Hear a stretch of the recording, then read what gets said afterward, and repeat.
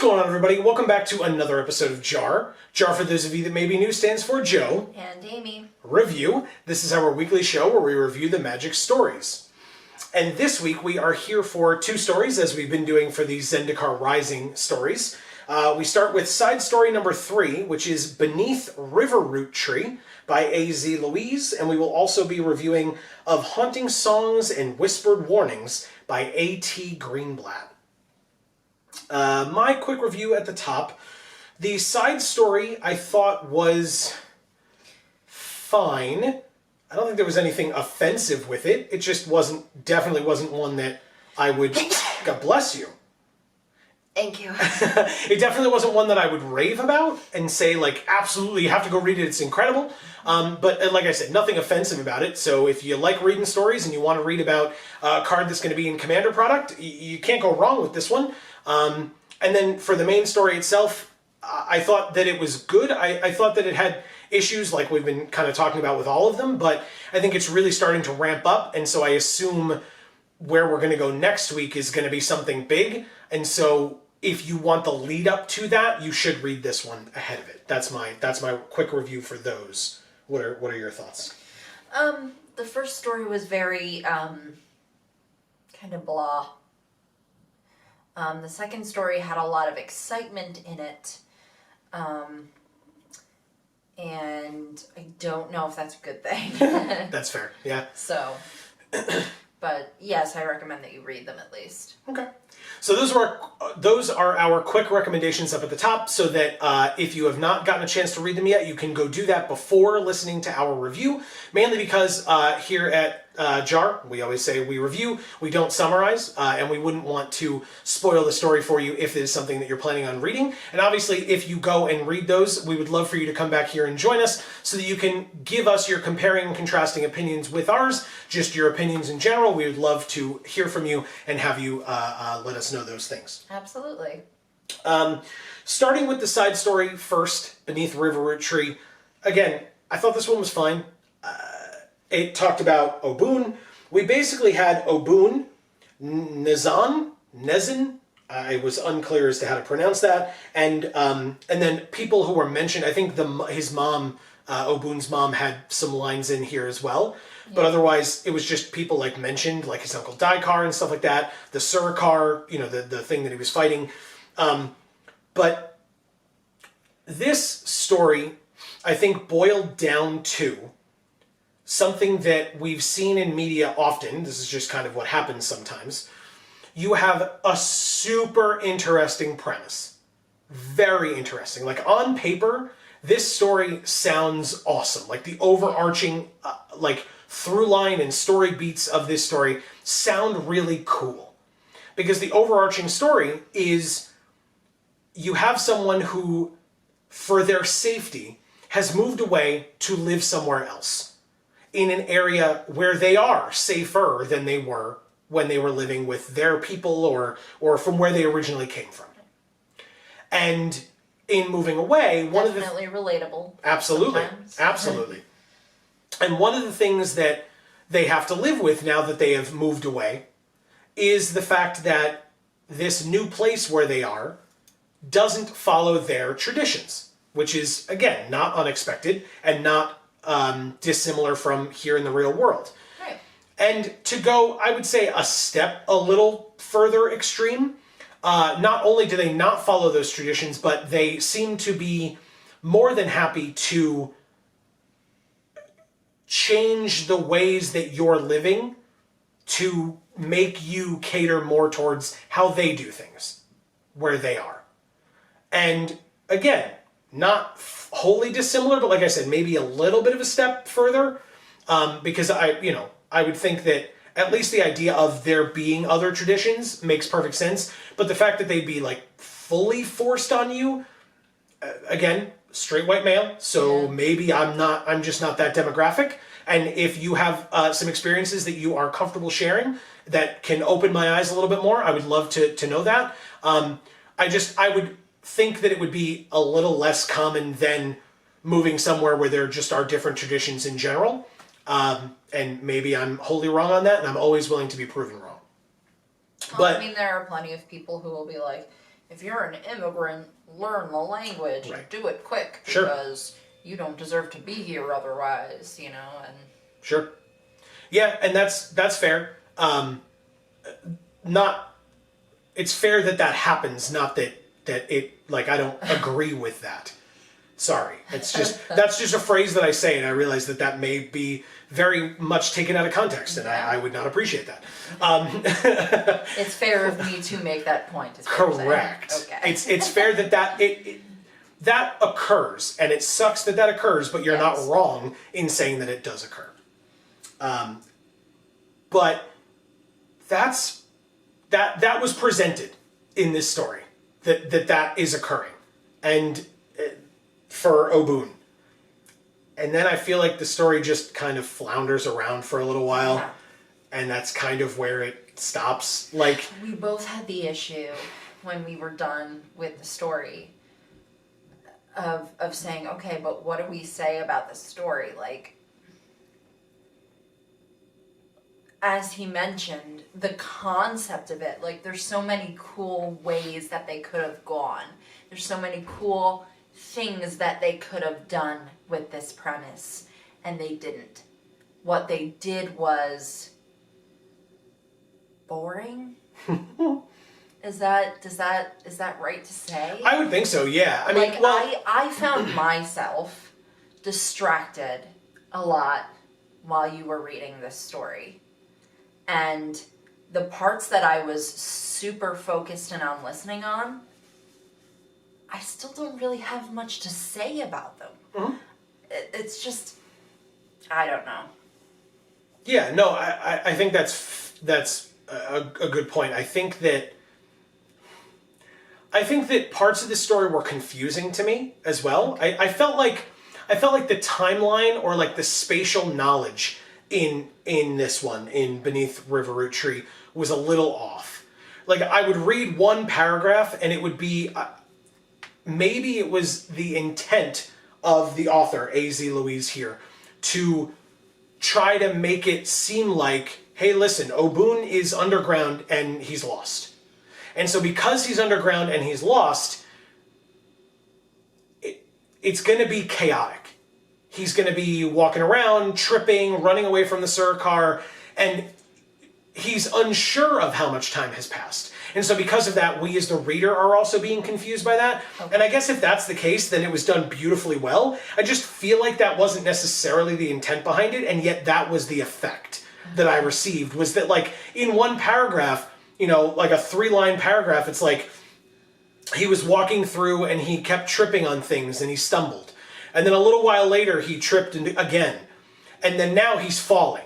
And he's falling and sliding down, and now he's in bones. And it's like, how much time just passed in those 3 sentences that are not even separated by, like, going to a new paragraph? You're just one sentence, period, next sentence immediately after, and I'm just getting whiplash. Like, I feel like I have no idea where this character is, and I'm trying, like with most stories, I'm trying to, like, picture it in my mind, and I just can't do it. Yeah. Because you're like, and then he trips again.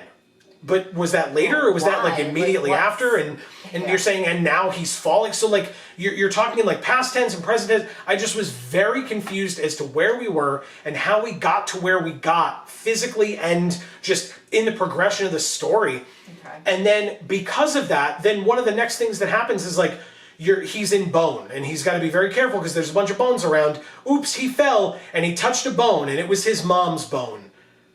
What? Like, how did he find that? He didn't, like, fall to that bone because he was drawn to it somehow, and yet obviously upon touching it, he was given either that flashback or just that connection to his ancestor and his mother, and so he has that connection there. But in all of these bones, or at least what the story made seem like was like a pit of bones, he happens upon his mother's bone, which gives him that memory flash.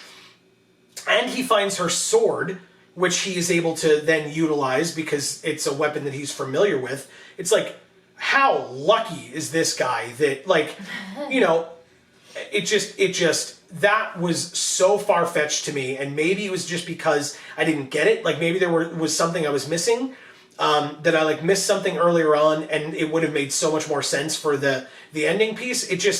it felt like it was so convenient. Like, it was just like, he fell, and then he fell again, and then he fell down this way, and there were bones, and he's walking through the bones, and, oh, there's his mom's bone. Oh, and her sword. It kind of came out of nowhere for me. And again, it started with such an interesting premise. And then it felt like it just went so far out of left field that I was so surprised and confused. Maybe that's why I thought, because, like, my interpretation of it was that he went in there because he knew his mom's bones were in there. Like he was attempting to do this to prove himself or whatever, but I thought it was because he knew about his mom's bones. Well, I mean, he knew that she died in the wilds, right? We learned about that. And so maybe he put it forth as that he was going to go fight and kill a Surikar so that he could join the group of, I didn't write their name down, but like I don't know, whatever they were called, like the fighting group or the exploring group that went into the wilds, and that he wanted to prove that he could be a member of that group as well. And he figured that by killing a Surikar, he could have that proven. I guess, I mean, that's a fair enough reason to go on an adventure. I fully understand that. And again, maybe I missed that he was specifically going after his mother's bones. And then he's like raising up again, talking about spatial awareness. Again, maybe it's my confusion, because Amy was pointing out the Riverroot tree was a massive tree. They told us about that. That it was just absolutely massive, dwarfed all the other ones in the area. But to me, in my mind, he's underground, he's with a Surikar, it's attacking him. He uses his magic and his abilities to raise the ground up underneath him and break the ground up above him so that he can raise up, he's even going up with the bones, so that he can get up towards the surface. But if he's going to break through the surface, he's going to uproot the tree because he runs into the roots at one point. So he's now run into the roots of a tree, and in my mind, tree roots, not that far below the surface of the tree, although with a big tree like that, like Amy was pointing out to me, maybe it is, but he's up at the point and he's crushing roots by accident, so he stops, and then he goes somewhere else and goes up further, and now he's in a subterranean lake, which is where the tree gets its nutrients from. It was all very confusing for me. Okay. So maybe because maybe it's truly just that we didn't understand it enough, and that's why we didn't like it. To me, it just seemed so weird, frazzled and confusing. So maybe it's arguably worth a second or third read to like get up. After having read it the first time, I kind of don't have an interest. Yeah. To be fair, same. Like just based on my first read through of it. And again, maybe if you guys have read it and you were like, oh, that's a really cool story, like tell us why. Yeah. Come in the comments and just like convince us that we're stupid. Maybe that's fair. You could definitely do that. Because maybe we just are. Maybe we didn't give it, maybe our first impression of it was poor and we should give it a second chance. Yeah. Right? Or maybe you read it and you're like, no, I agree with you guys. And obviously, as always, it could be somewhere in between, right? It doesn't have to be fully binary like that. That doesn't, it can be whatever it is that you have opinions on. But we would love to hear it, because for right now, this story, like we said, we thought was just, it was fine. Or maybe like you can explain something to us that, just an easy like one-line thing that you can explain to us to have us both go, oh, now we get it. Leave that in the comments, please. Whatever you got, we would love to hear it. So I think that's the end of that one, though. I did say to bring it to a real-world analogy. It very much reminded me of The Purge, like the Purge franchise, the Purge movies and TV show. Okay. They have just such an interesting premise, and then it's just not as good as it could be. Like the whole idea of the Purge, like mythos, sounds so cool to me, and I've seen every movie, and they're fine. They're fine movies, but they're just fine, and that premise feels like so much more could be done with it. So I don't know. That's me personally. Maybe you're a huge fan of The Purge and I'm being unfair to The Purge. And that you're also welcome to let me know about. But I felt like that's what I thought of after I finished this story. I was like, oh God, this story's like the Purge movies. It's just, could be better. And yet this is where we are. Yeah, he mentioned that to me and I was like, oh, okay, I get it, because after you're finished watching the movies, you just sit there and go, okay, but why did that movie even need to exist? Mm-hmm. You know, like, I get it, but But also, what's the point? yeah. So, on to the main story of Haunting Songs and Whispered Warnings by A.T. Greenblatt. This is episode 4 of, I think they said 9, if I recall correctly. So, if that's the case, we're almost halfway through. And I like, I recall back, because we're old and we've been doing this a little while, I recall back to Dominaria, when we first started with these outside authors doing the stories for Magic, for Wizards. I remember back to Dominaria where it was like a 12 episode arc, and episode 10 is where it started ramping up. Yeah. Or episode 9 or whatever. And then the next episode, they reverted back and introduced you to another new character. And you were just like, but you have 2 episodes left. Like, what are you doing? So I like that here, about halfway through, at the end of this one, we finally get that big push into like, nope, here's the fight. Here it is. Have it. I will say I appreciated the swerve at the beginning of Akiri falling and being saved by Nissa. Like, the trailer, I really thought that the trailer of Akiri being pushed by Nahiri off of the Skyclave, or the floating rock, or whatever it was truly letting you know, like, hey, by the way, she's dead. She's dead. Like, this is the, I was going to say Raul Zarek, that's not his name, Dak Faden. Yeah. This is the Dak Faden moment for you. He's dead in the trailer, he's dead in the story, and we're going to show it to you way early on, because, there you go. And that didn't happen here. Akiri was, in fact, saved.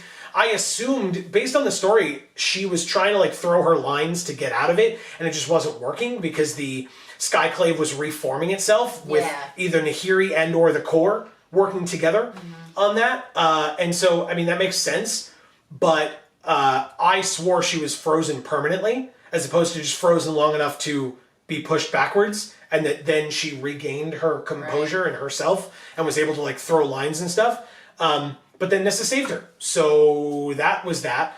And it was nice to hear from Akiri again. It was nice to hear, to a slight degree, that, where are their names? I have them, I promise. That Aura and Kaza were arguably somewhat still relevant. That, like, that's how Jace, or was one of the things that Jace did to convince Akiri to help him, was to say, oh, those are your 2 companions?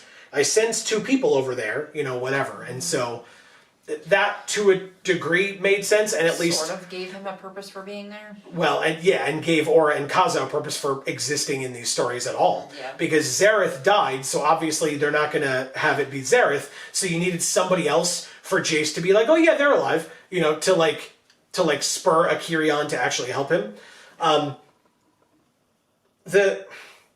Talking, I guess, about sense of space, I was a little bit confused because Nissa runs off after Nahiri at towards the beginning of this one, or, a little bit into the beginning of this one.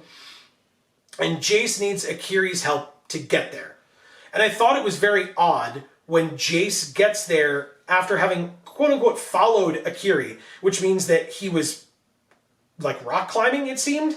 Like, based on the description, they were talking about, like, the stone under his hands, even though she's a line slinger, and she'd already, like, caught him and was swinging with him, so why couldn't she do that to get there, since that's what he was asking for help with? But that's fine. But they swing, so he's climbing there, and then when he gets there, Nissa, who zoomed off before them, and before Jace sat there and tried to convince Akiri to help him in the first place, Jace gets there and runs into Nahiri immediately as soon as he gets there. And Nissa's nowhere to be found. Now, we come to find out later it's because she went inside and she was at the middle point and all this other stuff. Yeah. I don't know how Nissa got through the whispering. Nope. Unless the whispering is from Zendikar itself, and because she's so keyed into Zendikar, she was able to do it. Or she went a different way.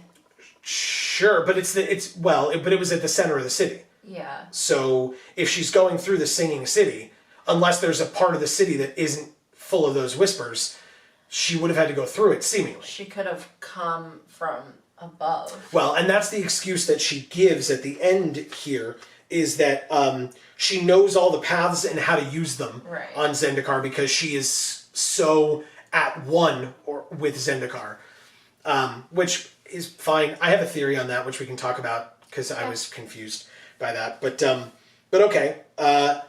We got another moment towards the beginning where Akiri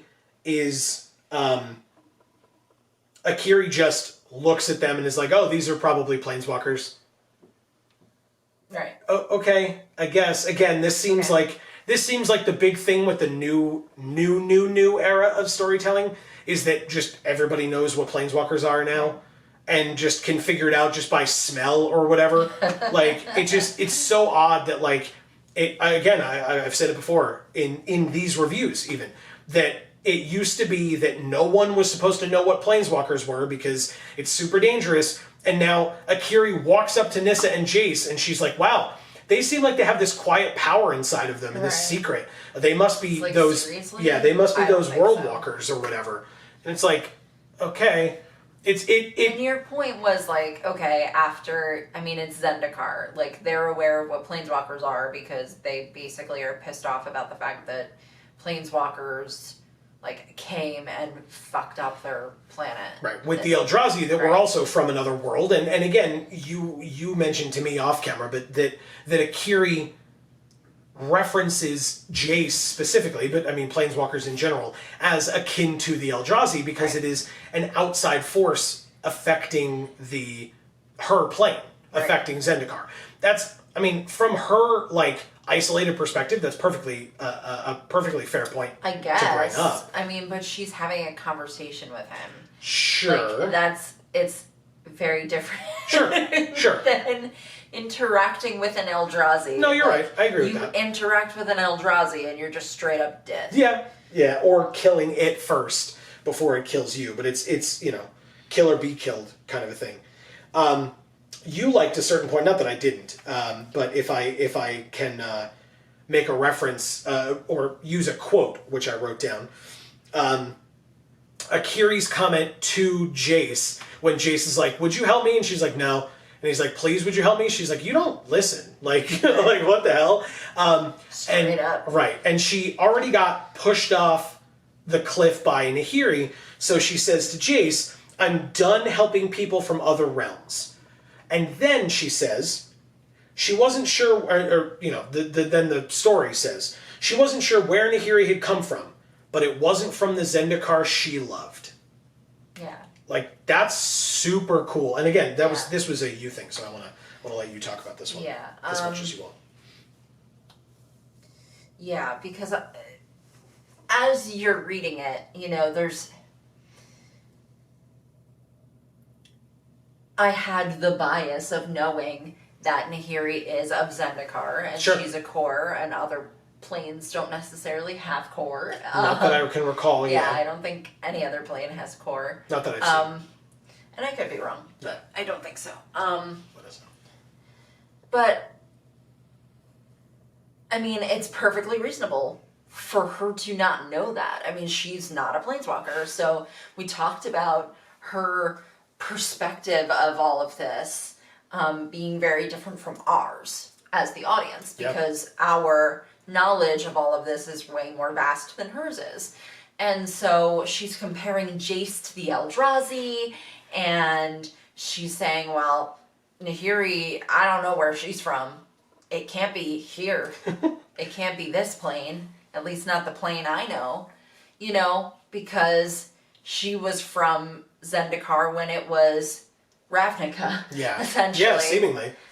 Which is why Jace keeps seemingly, sort of, being okay with Nahiri trying to make it back the way it was when it was Ravnica, essentially. Yeah, which was a huge shock to me, and we'll talk about that towards the end. But it's a bit of metagaming, if you will, to have the phrase be, not sure where Nahiri had come from, but it wasn't from the Zendikar she loved. Because that's not how you'd say that. If you met somebody and you're like, we're New Yorkers, so we would say, you know, I don't know where you're from, but it's not from the New York I love. Like, that's not how you would say that. You would just say that as, I don't know where you're from, but it's definitely not from New York. Like, that's the way that you, that's at least the way that I would say Unless you think they're from New York.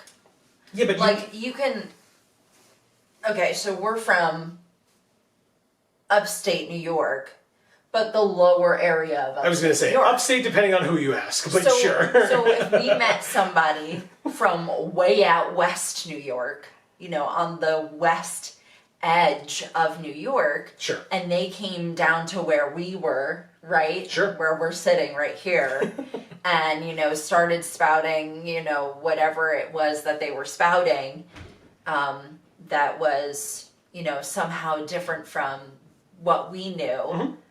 And we would be like, well, we don't know where you're from, but it ain't the New York that we know. Well, yeah, but but they're still a New Yorker, you know. Yeah, but it would be yeah. I guess I would put it more as you're clearly not from around here, right? Like Yeah. And I guess with Zendikar, there really isn't much more than around here, right? Like everywhere is similar, right? They're different areas, but they're all wild and are dealing with the royal, and they have skyclaves. Like all of those things are somewhat common, and so it just, I don't know, that line seemed convenient to me. Oh yeah. That I just don't feel like that's how someone would say it. Though. Okay. I liked it being that way. Sure. Because it wasn't just convenient. It was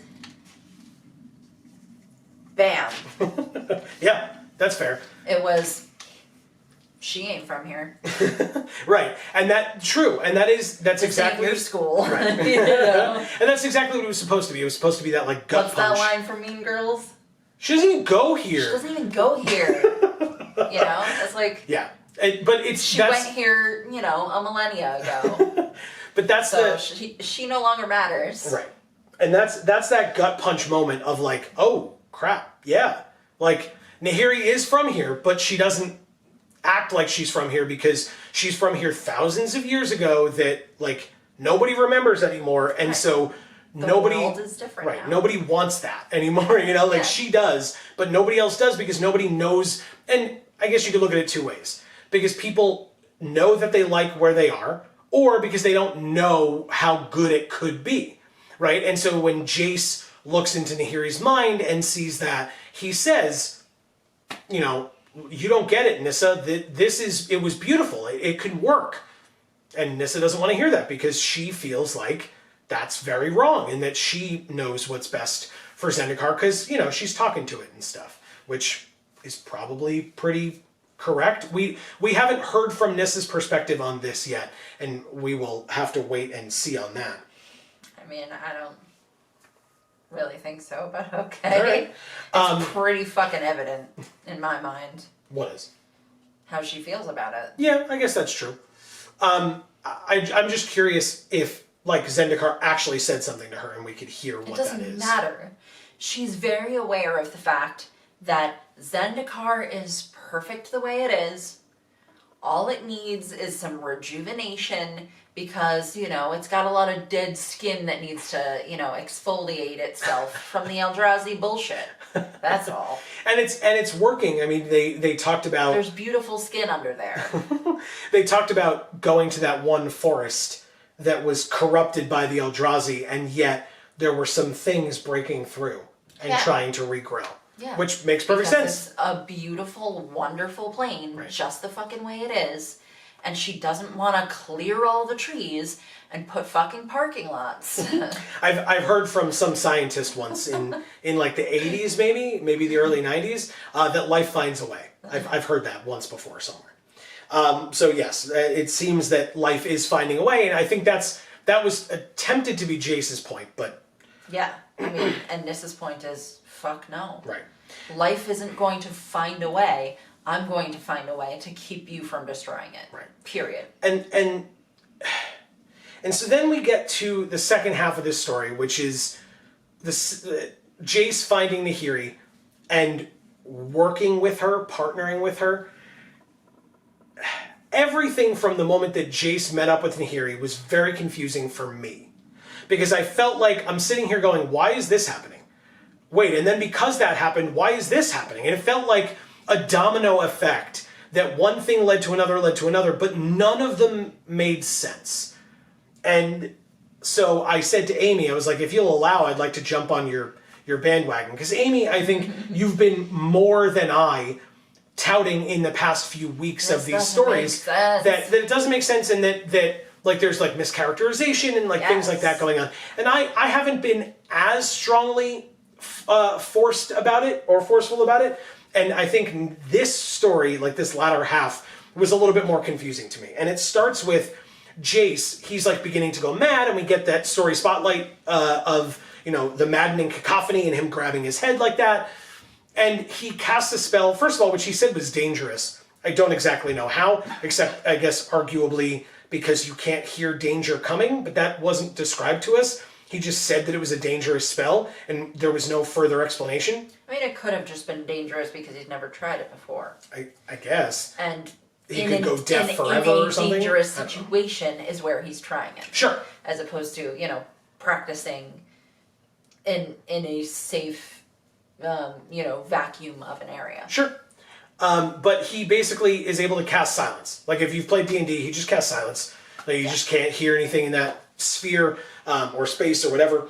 And then he comes upon Nahiri, who had been running away from him at the time, and is now on the ground, kind of also holding her head and dealing with all these voices. So my brain said, oh, cool, Jace has come upon an incapacitated, essentially, Nahiri. Just take the core and leave. You're done. You did it. Congratulations. That's what you would have thought would happen. And that's what I would have done. But apparently what the very powerful mind mage decides to do instead is extend his bubble of silence to Nahiri and then just have a chat. Even though the last time he tried to have a chat with her, she ran away and he had to chase her. Right. Although, as Amy and I were talking about it, right, the logical response for Nahiri would be like attack, chase, and run, or just run, except that she would then leave the silence bubble and be attacked by the whispers or the maddening cacophony again. And so she can't. So she understood that enough, or seemingly understood that enough, to know, no, I guess I have to stay in this bubble now and be here with Jace.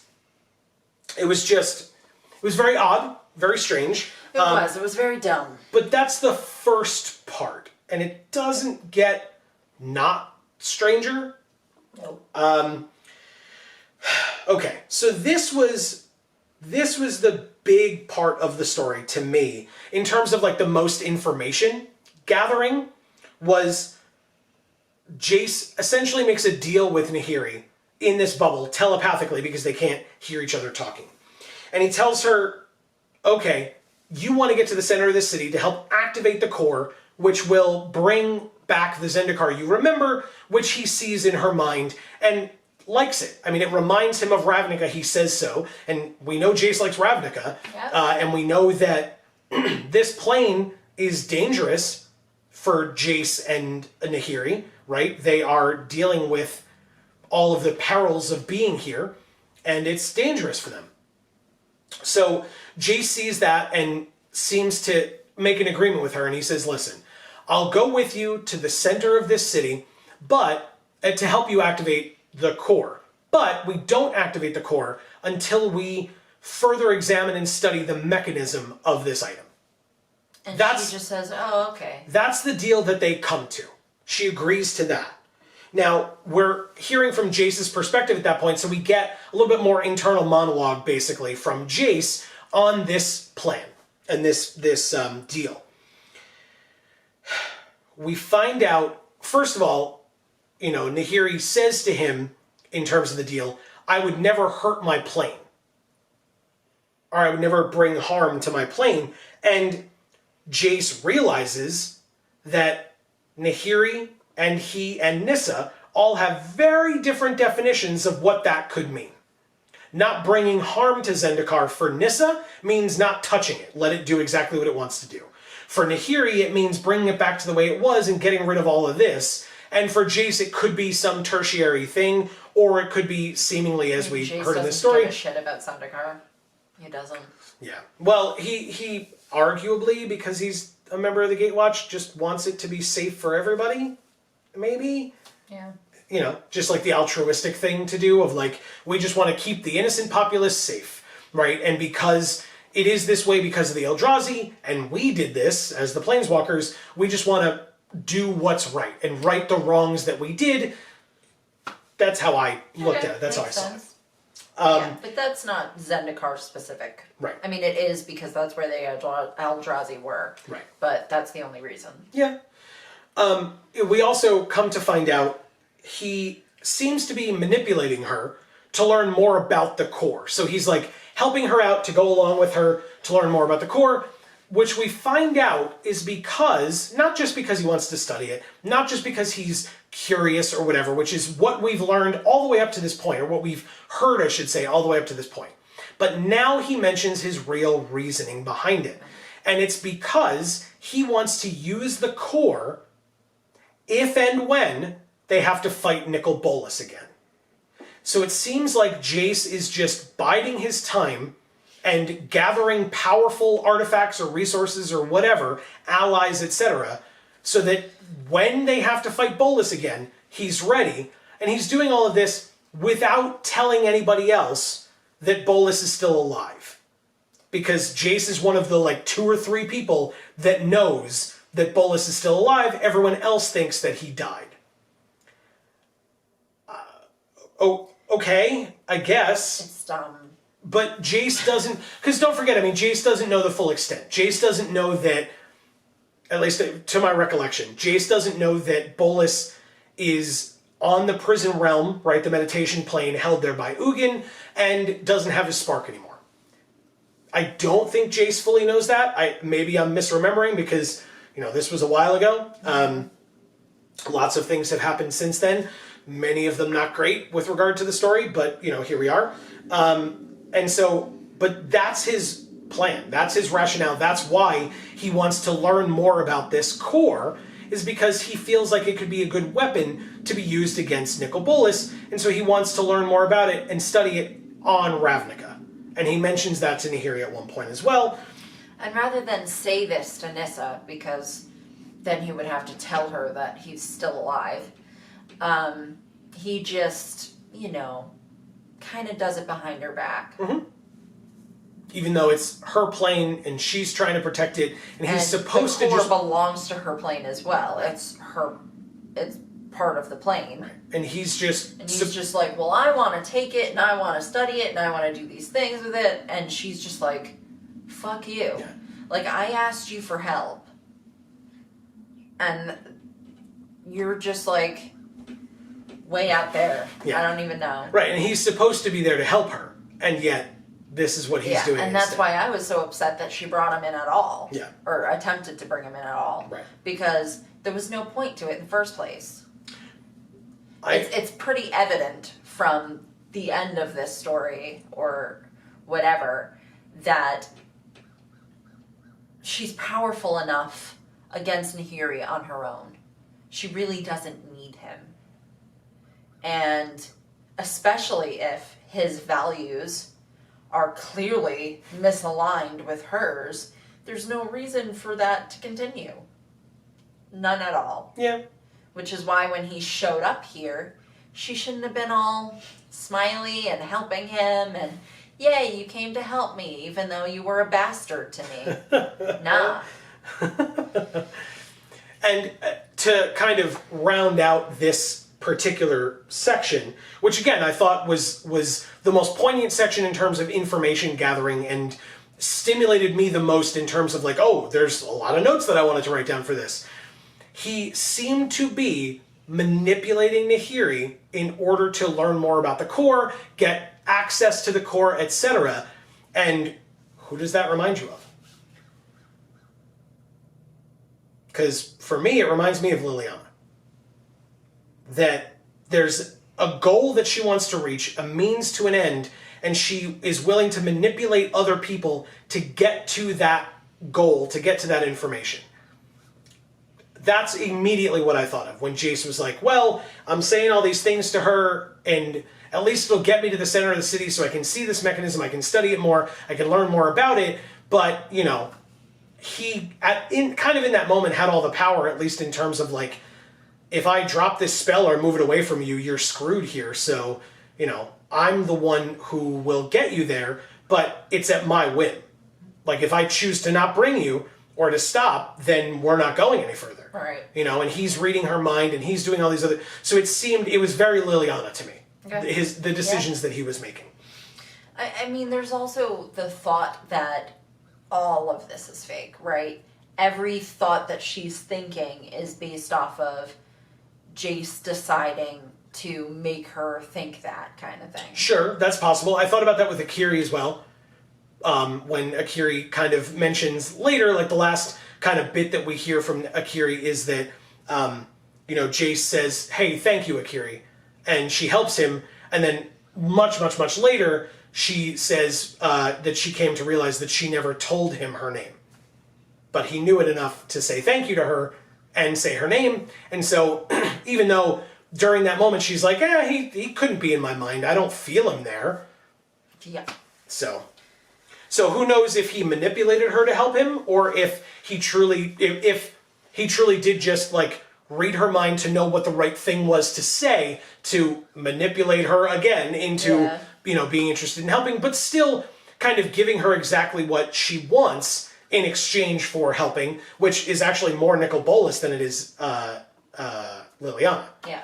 Because and Bolas was very good at doing his that for people. Well, yeah, and his rationale might be, well, I need to fight Nicol Bolas, so, the ends justify the means, but, if no one knows that you need to fight Nicol Bolas, then you're just being a straight-up dick. Yeah, well, it's, that in general is just very much villain rationale.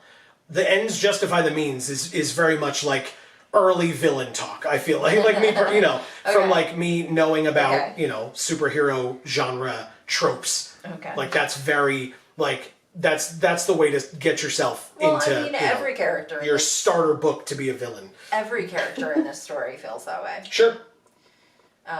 Nissa definitely felt that way towards the end here with her army of like people, and like both of them are trying to talk to her and she's like, no, you don't understand. You're not, just leave my home. And it's like, holy crap, Nissa, okay.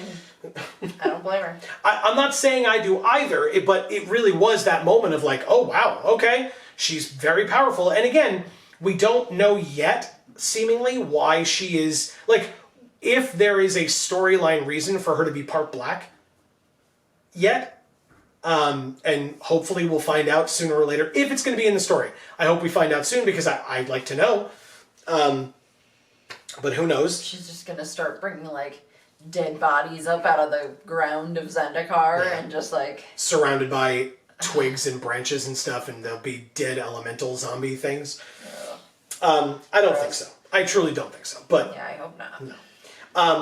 I also thought it was odd when they were. I wrote this down. I didn't even tell you this, but I wrote this down.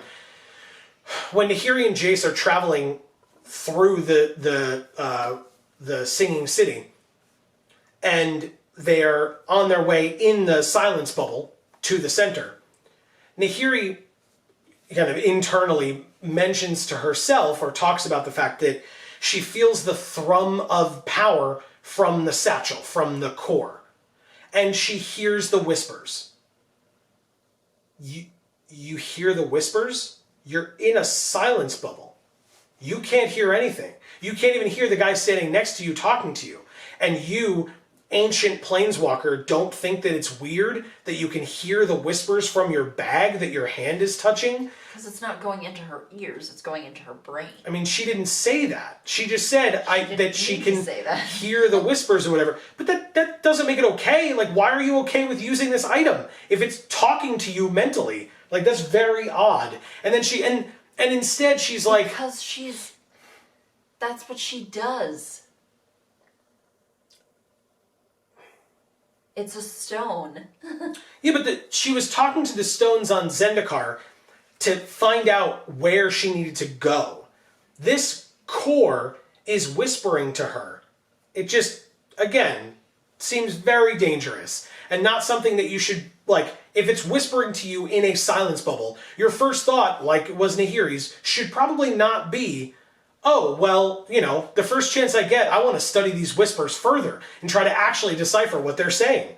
That seems like a very bad idea. Why the hell would you want to do that? It was just I just thought that was I thought that was an interesting point. I was like, why does she not think that's weird? That's weird, right? Another way in which it's just like the chain mail again, like you said. Yeah, and I did. Just, replacing one for the other. Yeah.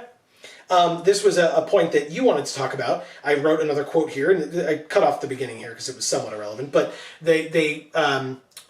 Nahiri and Jace get to the gazebo-ish area at the center, and it says, she could see that it was collapsed and ruined, but wasn't everything in Zendikar? Yeah. That just made me really fucking pissed off. Yeah, that's all that did. Oh, I was going to say, I took it to mean, at least from that moment, because it was Nahiri saying it, I just took it to mean that she feels like everything is collapsed and ruined because she wants it to be back to the city. Yeah, right? The no cityscape. shit. All right, fair enough. You don't deserve it. Fuck you, bitch. And again, to continue on with the weirdness of... I would love to believe that it's just the fucking core, like, making her do that, but... Hopefully it's just that corruption. just bad characterization instead, so... Because I actually like Nahiri as a character, and I think she deserves exactly everything that she wants, because she does. Mm-hmm. Because of everything that she's been made to lose. But this is... I hate this. These stories fucking blow dick. Oh, wow. Okay. All right. Interesting. I talking about, like, being confused with things. Everything kind of starts snowballing heavily towards the end here. Jace starts siding with Nahiri because he sees what old Zendikar looks like to her in her mind. It reminds him of Ravnica. We've talked about this. And he sides with her so vehemently that, Nissa ends up looking at the two of them and looking at Jace specifically and being like, I trusted you. I asked you to come here to help me, and now you're working against me and against Zendikar. Against Ashaya, against Zendikar, whatever. Like, you're helping her. You want to help her. And Jace is like, the elementals will grow back. Like, it's okay. And Nissa's like, it's not okay. This is not what I want. This is not how we save Zendikar. And it just snowballed like crazy to the point where, Nahiri is, starting to get ready to fight, but, Ashaya is there to help, and now Ashaya is pissed, and Nahiri can do nothing against Ashaya, and so Jace tells Nahiri to run, and Nahiri also runs with Jace, and they run out in the silence bubble. But when they get outside, Nissa's already there, and Nahiri is super confused as to how Nissa gets there, and is surrounded by Ashaya and dozens of other elementals, and now they're gonna fight. And that's the end of the story, is that Nahiri's like, okay, guess we gotta fight now. It's the fight for the soul of Zendikar, or whatever she says. And so that's why I'm saying it's cool that it's ramping up halfway through. I appreciate that they're actually getting to the damn point. Right. But I just feel like it's so weird that Jace is just siding with her so strongly. And again, I was saying to Amy, he's siding with Nahiri because he wants to use the core against Nicol Bolas, right? That's the only rationale that we've been given so far. He's at minimum curious and wants to study it. And at most that we know about, he wants to use this as a weapon against a further fight against Nicol Bolas, or a future fight against Nicol Bolas. And you want to do that at the expense of having Nissa on your side. Why?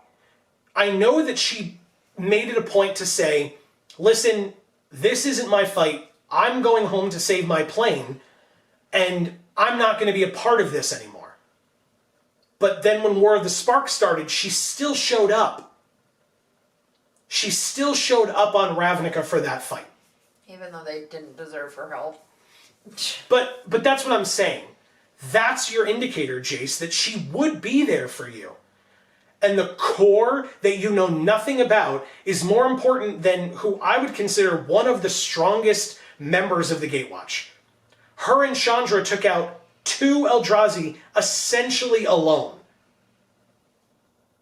And you are okay with losing her as a companion to get this core item, and you're teaming up with Nahiri for it, but you're not. Like, you are, but I don't think that's going to be, like, you helping her here, I can't imagine is going to have Nahiri turning around and saying, you know what, you're right, that was great, where's the next fight, I'll be with you 100%.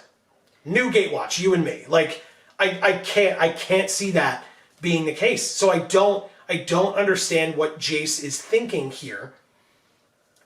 Maybe he's being influenced by the core. Maybe. But I mean, it makes sense to me. Because to me, that's Jace. And my other thought was, and I mentioned this to Amy, here's my tinfoil hat conspiracy theory, if you would all indulge me for a moment. Because we've seen that at the end of last week, they left us with that cliffhanger, which I didn't think was a cliffhanger. I thought Akiri was just dead, right? But then at the beginning of this week's story, you have Akiri alive and saved by Nissa. So in next week's story, it's very possible that, so the way I piece this together, Nahiri is surprised when they get outside of the Singing City that Nissa is out there and has all those elementals. I mean, she's surprised by the number of elementals because there are so many elementals, right. But she's surprised that Nissa got there so fast. And Nissa's response to that is that Nissa knows all the paths and how to use them because of her inherent connection to Zendikar. Which is amazing and perfect and just right. Yeah, and it's believable. Right. I don't love it, but it's believable. But that's actually, correct characterization. Sure. But what if it's not? Like, it may be perfectly correct characterization, but Jace knows Nissa. What if this is all further manipulation and some of this is an illusion? Either it would probably have to be the ones outside, because they haven't actually interacted with them yet, whereas the ones inside, Nissa and Ashaya, who were inside, they had to have been real because Nahiri threw the boulders at them or the rocks at them, and it hit Ashaya and broke, like glass was the way that the story put it. That what if the ones outside are the illusion from Jace? I don't quite know what the goal there is meant to be, if it is, but it at least would allow a little bit more of an explanation for me of why Jace is so anti-Nissa right now and siding with Nahiri so forcefully. That maybe he's just further manipulating her in an attempt to really get at this core. It truly is the only thing I can think of, and it's not me sitting here going, I'm going to figure it out, I got it, I'm right here. It's kind of me more going, please let that be what it is, so that it's not what it seems like it is, which is bad. So I mean, I agree that I hope it's that, but I don't agree that it is that. No, I don't either. That's why I called it the tinfoil hat conspiracy theory, as opposed to like, here's what it probably is. I figured it out. I didn't figure it out. If I'm right, I'm going to be very surprised. Yeah, even though, like... Me too, because in contrast to what you're saying, I think it's correct characterization for Jace. Okay. You think it's wrong, I think it's right. I just think it's just so odd. It's just very odd. It's very odd that he would choose this unknown item over Nissa. Like, he's not a war strategist like Gideon was, but he's still a strategist. You have to know the strengths of the people that you have next to you. This unknown item is not more powerful to you than Nissa Ravain. It's just not. I think he thinks that it won't... Having this core is separate and apart from Nissa being willing to help fight Nicol Bolas. And I think because she showed up on Ravnica and fought when she basically said she wasn't doing it, right. He thinks she'll do it again. despite the fact, especially, and he has every reason to think that, especially since she showed up and asked him for help in this situation where she shouldn't have, in my mind. And I guess the other... He's depending on her feeling a sense of responsibility and dependence on him and the other members of the Gatewatch. Sure. And I guess the other argument against myself and against my own point that I could possibly bring up here is that it's also possible that Jace is like, well, I know that Nissa's not good against Bolas because she's already lost to him twice. We've already done this. Let's just try something different. Yeah. I guess, and again, who knows? Who has any idea? Again, this I like. I like that we have to wait until next week to learn more. I want to see what this fight is going to be, and I think we'll find out very quickly whether my tinfoil hat conspiracy theory is correct or not, because it seems like the fight is going to start right up next week. I don't think there's much like a Kiri tying up that we have to do, so unless they pull a Dominaria and jump to like a random new character next week, which they shouldn't have to do because they have the side stories, but if they jump next week to a random new character before getting to this big fight, I'll probably be a little disappointed because it seems like this is just where we're going. We're just barreling right into it. And that's good. I want to know what happens next. So I'm actually looking forward to next week, which is... It's the first time I felt it that strongly, where I've been like, wow, I really want to know how this turns out next week. But it's still with a twinge of like, because I hope they don't mess it up further. Right. You know what I mean? Because Like it seems like it's terrible, but I want to believe it's not. Yeah. Plus, I'm a sucker for like a big powerful planeswalker fight kind of thing. Like that I could see myself digging a lot. So, see, for me, here's like a far-fetched theory here. Maybe we're gonna come to find that like in a future set, Jace is like, his card cares about artifacts like a lot more or something like that, because he's sort of like going around through the multiverse collecting artifacts because he thinks this is the way he's going to beat Bolas or something. Like maybe there's a tie-in that's like super far away from anywhere we are right now that we just that makes what he's doing right now not make as much sense because we don't know where he's going. Okay. To metagame your point slightly, a blue planeswalker who cares about artifacts already exists in Tezzeret. And that could be an interesting point where like you have two blue mages that care about artifacts, but it could also be Tezzeret's still alive. Correct, but it could also be redundant in terms of play design. Yeah. So, or it could also 6 of one, kind half of dozen come back of the to your theory of like sounding a little bit like a villain. Sure. Sure. Yeah. Like maybe his life kind of takes a dark turn.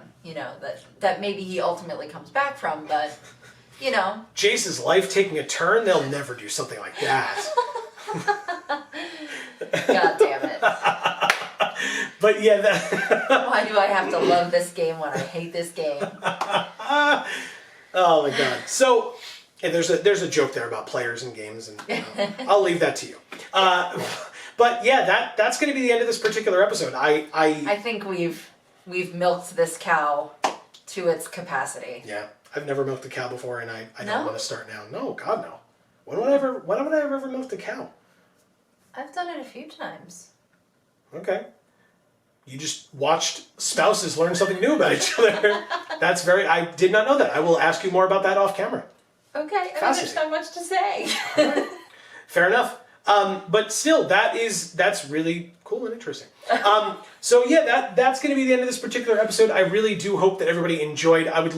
We would always love to hear any and all thoughts that you have about these two stories, about where we're going into the future. Please. If you have your own tinfoil hat conspiracy theories, yes, or any theories at all. I want to hear. We're itching to like hear what anyone else has to say about this, because we're just like, what the hell's going on? If you think we're crazy, as long as you're like somewhat polite about it, you're more than welcome to let us know that too. If you think that I have the best beard in Magic, let Saffron Olive know, not me. think your hair is My hair is all over going nuts right now. I know it is. I can feel it. It's getting so long. Yeah. It's a lot. It's definitely a lot. I tried to fix it a couple times and like it was okay, and now it's just getting so much worse There. throughout the course of this episode. Thank you, because I can't see it, but God knows I can feel it up there. Jesus. So yeah, if you don't recall, we stream on this channel every Monday and Friday, 8 p.m. to 10 p.m. So you should definitely tune in for that. We've been doing some interesting Zendikar Rising events. Yes. As new events come up on Arena, maybe we'll move to those. Maybe we'll stick with Zendikar. It's up to what we feel at the time, and then maybe we ask chat as well. So you're more than welcome to join us with those. We'll show up on Arena and just see what it looks like. Yeah. And pick something out of our butts. We won't do that. But any of you that have already joined us, thank you so much. And if you are planning to, thank you in advance, because it's been a lot of fun. We've been really looking forward to it. We may switch up some of the timing a bit, but we'll talk about that in the future and on those streams. So come out and talk to us about that. You can talk to us about stories in the streams as well. We would always love to have those conversations with everybody. Because having those conversations in the comments here, sitting here on the set, and having them on our live streams, or really anywhere, to be honest, is a great way for all of you to join the two of us and everybody else in showing off our... Hashtag Vorthos Pride. That's right. It's nice to be back. It's nice to be bringing up theories again that aren't like, full doom and gloom, only partially doom and gloom. So yeah, we hope that you're right here along with us. We thank you all for sticking with us as you have been doing for a long time. And if this is your first one, regardless, welcome. We hope that that you're enjoying yourself, and we want to hear from each and every one of you. So along with commenting, like we've mentioned, you can do all the other fun YouTube stuff as well. It really does help us out a lot. Liking the video, subscribing, ring that bell once you've subscribed. You will get notifications when all of our future videos come out, including more JaAR, including all of our streams, all of our Arena uploads, all of our opening uploads, product opening uploads. I'm looking at product right underneath the camera that you can't see, that we still... Stacked. Yes, that we are waiting to open. So definitely stay tuned for that. Yes. We also highly encourage you to check out Video Games for All. That is our second channel. There's also Gluten Free for All. So much content on Video Games for All. Video Games for All, between now and the end of October, is going to be exploding with new stuff. And then at the end of October, all that stuff is ending and more stuff is coming. So definitely stay tuned. It will not be slowing down. No. Just because we're speeding up now, there's no, downward trajectory for that. Nope. It's just, we're going to keep on going. That's right. There have been many places, unfortunately, that have had to close down or slow down during COVID. Mm-hmm. We are here producing content constantly, so we've been only speeding up, and we hope that you are enjoying anything and everything that we are putting out for all of you and for ourselves, because it truly, look behind the scenes, it truly has been a way to allow us to stay a little bit more sane, because it's giving us more things to do during this tumultuous time. So yeah, we thank you all for hanging out with us, for any and all of it that you do. We hope that you're enjoying, and if you know somebody else who needs a little bit of a pick-me-up and would enjoy the things that we're doing, share us with them. We would love to have them come in and join this family of channels. Yeah. And so... And Gluten Free for All has 2 videos up on it. A whole whopping 2. But during COVID-19, that's kind of not really going to be speeding up. That's something that's not really going to have more videos on it until after COVID-19 kind of ends. Yeah, that's or at least it starts coming... At least as it starts to wind down. It's basically just so that I can repurpose our dining room table back into a dining room table, whereas right now it's pushed up against the wall and has become a food shelf, as a storage area for supplies and whatnot. Yeah. So once it comes back to being used as a table, I can actually produce more content for that channel, just so you guys know what's going on with it. Yeah. And thank you all, like I said, for sticking out with us. And thank you for subscribing anyway, if you have. I really appreciate that, especially since, there's not a lot there for you to know that being subscribed is what you want. Right. You know but what I'm saying? It does mean we're not clogging up your sub box yet, so there's that. Yeah. But yeah, so thank you all so very much for hanging out in this particular video. I do hope everybody enjoyed, as we said. But for now, from us here at the Geek for All family of channels, I have been Joe. And I'm Amy. And as we always say, in whichever video of ours you watch next, we will see you all next time. Thanks, everybody.